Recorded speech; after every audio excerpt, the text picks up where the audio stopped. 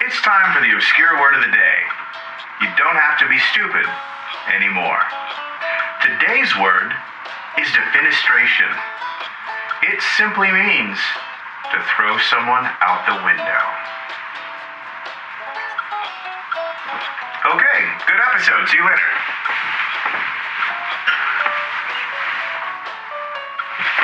You might be wondering, why not just say, throw someone out the window? Do we really need a word like defenestration? Let me explain.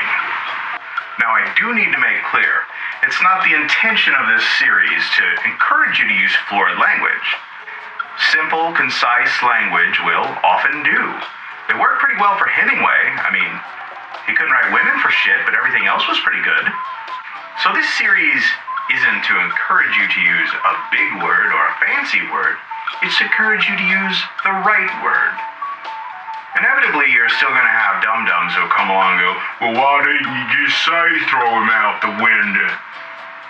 Well, if they don't like your word choice, they can suck your diction. But the real answer is this. Your thoughts are real, but language lies on a layer of abstraction above them.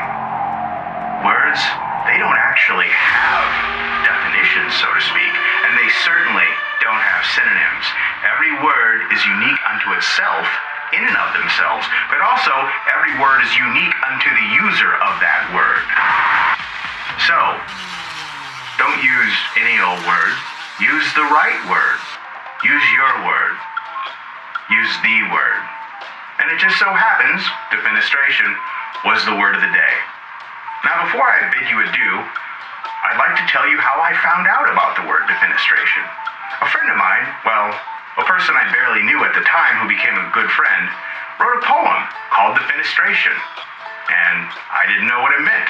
So I asked him, and he told me. And I'm going to read that poem for you now. Defenestration. It's fun, is it not? Watch the body fall. Hands wave, feet flail, fingers clench to stop the descent. And when the ground rises up to meet your love, rejoice at the sound. That's by Lewis Harris. Here's to you, Lewis. And here's to you, viewer.